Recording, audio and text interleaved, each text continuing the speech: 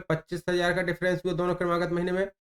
फरवरी और मार्च में देखें तो फरवरी में यदि हुआ है कितना 3.5 लाख, तो मार्च में हो गया है यहाँ पे 4.25 लाख, यानी 75,000 का वेरिएशन हुआ है। और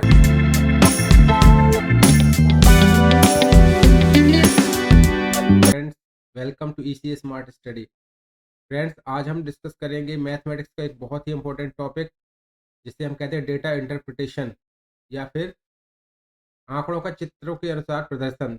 जो आप देख रहे हैं, आप सामने स्क्रीन पे देख रहे हैं, ये डायग्राम कहलाते हैं। इसमें किसी भी तरीके के चार्ट्स होते हैं, या पाई चार्ट्स होते हैं, या आरेख होते हैं, दंड आरेख जिन्हें कहते हैं, या इस तरीके से टेबल नुमा जानकारी होती है, जिस पे हम जो भी इंफॉर्मेशन होती है इस टेबल के अनुसार या आंकड़ों के अनुसार हम प्रदर्शित करते हैं। इसीलिए हम कहते हैं कि जो हमारा डाटा होता है, आंकड़ा जिसे हम कहते हैं, इनका प्रदर्शन हम किस में करते हैं, चित्रों के अनुसार करते हैं। इसको इंग्लिश में कहते हैं डेटा इंटरप्रिटेशन। तो किसी भी कॉम्पिटिटिव एग्जाम हो, चाहे वो नवोदय विद्यालय एग्जाम हो, चाहे आपका सैनिक स्कूल एंट्रेंस एग्जामिनेशन हो, चाहे वो आपके क्लास 6 के लिए हो या क्लास 8 के लिए हो, सभी में डेटा इंटरप्रिटेशन के क्वेश्चंस पूछे जाते हैं। बहुत ही इंपॉर्टेंट और बहुत अच्छा स्कोरिंग क्वेश्चन होता है, और हर साल ये क्वेश्चन रिपीट होता है। और एक क्वेश्चन यदि आपने अच्छे से समझ लिया, तो एक क्वेश्चन में आपके 3-4 क्वेश्चन लगे हुए होते हैं। तो मतलब ये कहने का, यदि आपने एक बार अच्छे से समझ लिया, तो आपके 4 से 5 नंबर ये कहीं नहीं जाते हैं। बहुत ही सिंपल टॉपिक होता है। वीडियो में अंत तक बने रहिएगा, विदाउट स्किप करे हुए वीडियो देखिएगा, तो आपको पूरा समझ में आ जाएगा क्या कहलाता है डेटा इंटरप्रिटेशन। चलिए स्टार्ट करते हैं। जैसा कि पहला क्वेश्चन दिया गया है, इसमें क्या दिया गया है आपका, एक ग्वाला एक गाय चराने का किराया 15 रुपए प्रतिदिन लेता है। वह पूरे सप्ताह में निम्न चित्र के अनुसार गाय चराता है। चित्र दिख रहा है आपको, एक टेबल बनी हुई जिसमें 2 कॉलम है। देखिए, इस फर्स्ट कॉलम में यहाँ पे क्या लिखे हुए, डेज लिखे हुए, वीक के डेज के नेम लिखे हुए हैं। मंडे टू संडे तक लिखे हुए हैं, सोमवार, मंगल, बुधवार, गुरुवार, शुक्रवार, शनिवार, रविवार। और यहाँ पे एक इंडिकेशन लिखा हुआ, छोटा सा इंडिकेशन लिखा हुआ है। एक जो ये ट्रायंगल बना हुआ है, ट्रायंगल, एक ट्रायंगल का मतलब क्या है, 5 गाय के बराबर है, यानी कि सोमवार को वह कितनी गाय चराता है। अब देखिए, अब डायग्राम में बड़े आसानी से समझ सकते हैं कि टोटल कितने डायग्राम बने हैं, 1 2 3 4 और 5 डायग्राम बने हैं। यहाँ पे 5 डायग्राम इस तरीके के बने हैं, और एक डायग्राम किसके बराबर, कितने के बराबर है, 5 गाय के बराबर है। तो आप समझ सकते हैं कि इस सोमवार को कितनी टोटल गाय चराई गई हैं, 25 गाय लिख सकते हैं यहाँ पे कि 25 गाय चराई गई हैं। तो आंकड़ों का प्रदर्शन चित्र के अनुसार इस तरीके के क्वेश्चन आते हैं। अब इनके ऊपर क्वेश्चन कैसे बनते हैं, चलिए आगे इसी और क्वेश्चन पे हम आते हैं। देखिए, इसका क्वेश्चन यदि लिखा है, देखिए, यदि ग्वाला सभी गायों को सप्ताह भर में चराने के बाद प्राप्त किराए की 1/3 धनराशि को बचत के रूप में जमा करता है, तो 4 सप्ताह में वह कितने रुपए की बचत कर लेगा। देखिए, क्वेश्चन को समझना पड़ेगा इसमें। इसमें क्या लिखा हुआ है, यदि ग्वाला सभी गायों को सप्ताह भर में चराने के बाद, सप्ताह भर में चराता है सभी गायों को, तो 7 दिन में देखिए सभी गायों टोटल, हम हर वीक की कितनी गाय हैं सब पूरी काउंट कर लेते हैं। तो सोमवार को कुल कितनी गाय उसने चराई, देखिए 25 हम निकाल चुके हैं, है ना। और मंगलवार को कितनी गाय चराता है, यहाँ पे आप देख सकते हो, यहाँ पे 1 2 3 गुणे यहाँ कितना करेंगे आप, 5 बराबर आपकी निकल आएंगी 15 गायें। बुधवार को कितनी चराई उसने, 1 2 3 4 5, और एक गाय 5 के बराबर। तो वैसे ही बुधवार को भी इसने 25 लिखे आ जाएंगी गाय यहाँ पे। और गुरुवार को कितनी हो जाएंगी, इंटू 5 करेंगे तो 5 दूनी 10। और यहाँ पे शुक्रवार को कितनी गाय चराई उसने, 1 2 3 4, 4 का गुणा 5 से करेंगे तो 20। शनिवार को कितनी चराई है इसने, 5, 3 गुणे 5 कर देंगे आप यहाँ पे, तो 5 तिया 15 हो जाएंगी। और रविवार को कितनी है, 1 2 3 4 5 6 गुणे 5 बराबर कितनी हो जाएंगी, 30।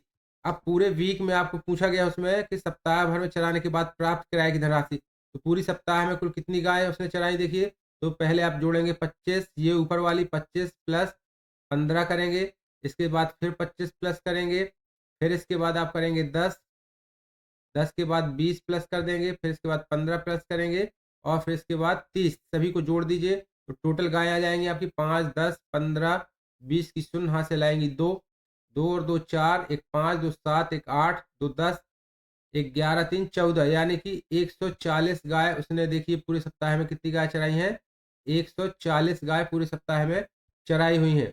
अब वो कह रहा है कि 1/3 धनराशि, तो टोटल राशि उसे कितनी राशि मिली है, हम ये देखते हैं ऊपर कि प्रतिदिन चराता है। देखिए, एक ग्वाला एक गाय चराने का कितना किराया ले रहा है, 15 रुपए प्रतिदिन, प्रतिदिन लेता है। तो अब हम निकालते हैं उसका। एक गाय का यदि 15 रुपये है तो बाकी कितनी गाय चराई हैं? 140 गाय।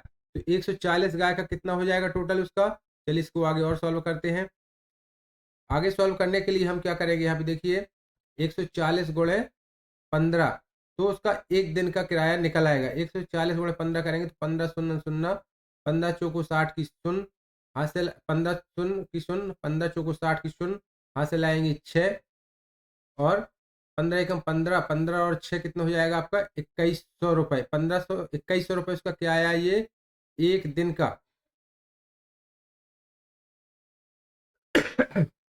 पूरे वीक में उसने जो इतनी गाय चराई, कितनी?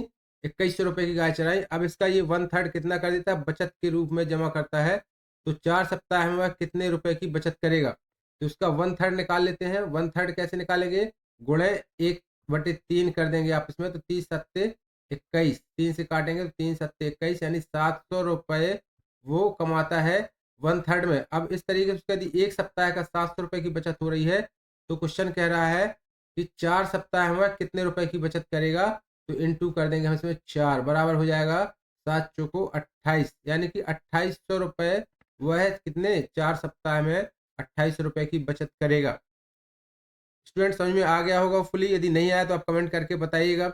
इस क्वेश्चन को विधिवत और डिटेल से भी समझाया जा सकता है आगे, यदि आपको समझ में नहीं आया है। चलिए इसके पहले हम अगला क्वेश्चन, इसी क्वेश्चन का देखते हैं।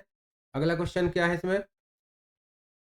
एक टाइपिस्ट कुछ पेजों को पूरे सप्ताह में निम्न प्रकार से टाइप करता है।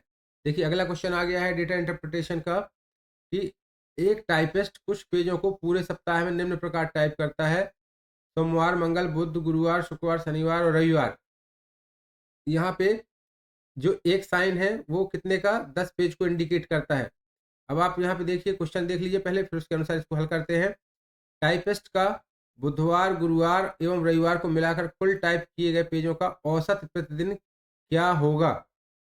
औसत प्रतिदिन क्या होगा? कौन कौन से दिन का? देखिए बुधवार का पूछा गया है, यहाँ बुधवार नोट कर लेते हैं, गुरुवार को और रविवार को पूछा गया है। को मिलाकर कुल टाइप किए गए पेजों का औसत प्रतिदिन क्या होगा? तो अब देख लेते हैं हम। एक पेज, एक इंडिकेशन 10 पेज का है। यहाँ पे टोटल 1 2 3 4 5, 5 गुणे 10 कर दीजिए आप, तो टोटल 50 पेज टाइप करता है। गुरुवार को करता है गुणे, तरीके से हम गुरुवार का इसका कैलकुलेशन निकाल लेते हैं। गुरुवार को कुल कितने पेज वो टाइप करेगा? गुरुवार को कर रहा है 1 2 3 4, और एक इंडिकेशन है 10 के बराबर, तो 4 धाम कितना हो जाएगा? 40। और फिर इसी तरीके से संडे के दिन भी आप निकाल सकते हैं इसको। संडे को कितना करेंगे? संडे को है इसका 1 2 3 4 5 6, तो 6 गुणे 10 बराबर 60, 10 छक्का 60 पेज टोटल हम निकाल लेते हैं।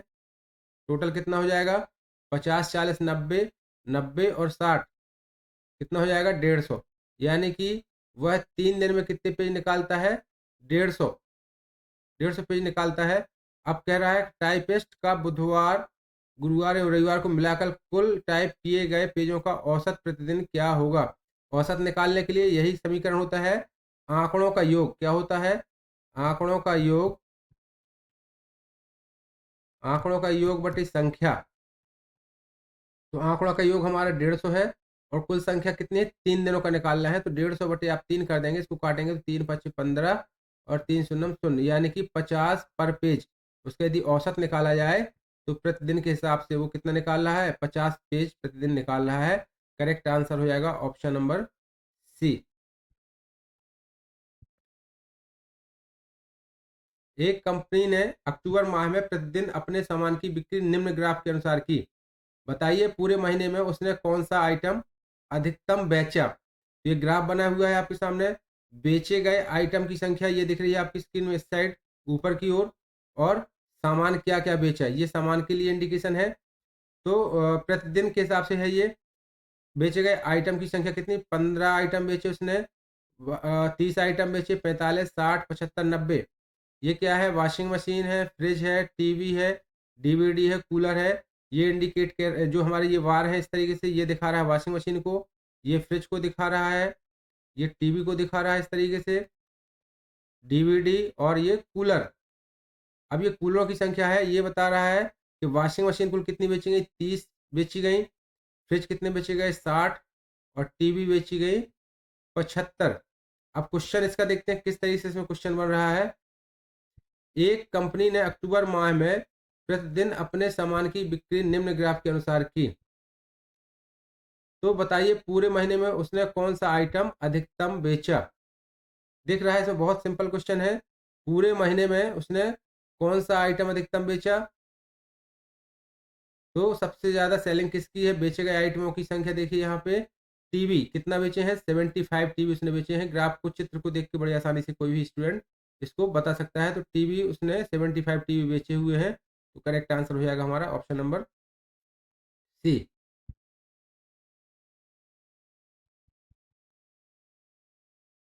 चलिए नेक्स्ट क्वेश्चन देखते हैं। ये किसी स्कूल की एक विशेष कक्षा के लिए निम्नांकित दंड आरेख का अध्ययन कीजिए।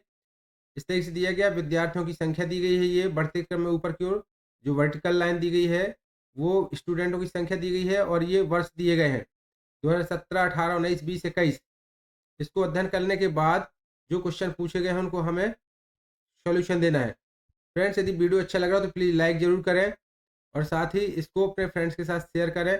जो न्यू व्यूअर हो वो चैनल को सब्सक्राइब कर लें प्लीज़।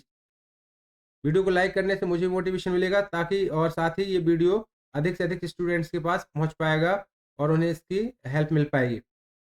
किस वर्ष विशेष कक्षा में दाखिला लेने वाले विद्यार्थियों की संख्या न्यूनतम रही, तो सबसे ज़्यादा आप देख रहे हैं ये जो लास्ट 2021 में है, स्टूडेंटों की संख्या कहाँ रही, सबसे ज़्यादा रही इसमें कम, यानी कि 2021 में सबसे कम पूछा है। तो ऑप्शन नंबर हमारा ए करेक्ट हो जाएगा। देखिए सबसे लास्ट क्वेश्चन दिया गया है। दिए गए आलेख के अनुसार किन दो क्रमागत महीनों में ऑटो सेल्स की बिक्री में बदलाव सबसे अधिक था। बदलाव के बारे में पूछा गया है, सबसे अधिक था बदलाव, यानी वेरिएशन किस में सबसे अधिक था। यहाँ दिया गया वर्टिकल में बिक्री 10 लाख में, और हॉरिजेंटल में यहाँ महीने दिए गए हैं, जनवरी, फरवरी, मार्च, अप्रैल, मई, जून। अब देखिए जनवरी में ये लाख में दी गई है 3 लाख, 3,25,000, 3.5 लाख, यानी कि इनमें 25,000 का डिफरेंस दिया गया है।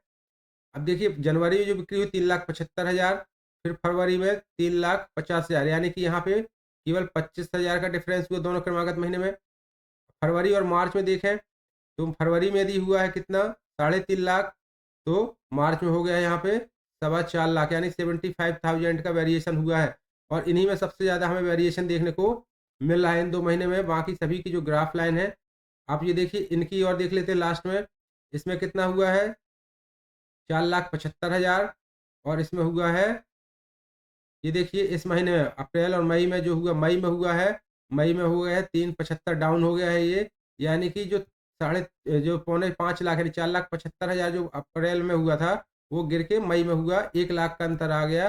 तो सबसे ज़्यादा बदलाव जो हुआ वो किस में हुआ, अप्रैल और मई में। तो हमारा करेक्ट आंसर हमारा क्या हो जाएगा, ऑप्शन नंबर ए हमारा करेक्ट आंसर हो जाएगा। इस तरीके से क्वेश्चन इसमें आते हैं डेटा इंटरप्रिटेशन के, तो आपको बड़ी आसानी से क्वेश्चन कर लेने हैं। होपफुली वीडियो सबको समझ में आया होगा। यदि अच्छा लगा हो तो लाइक ज़रूर करें। जय हिंद, जय भारत।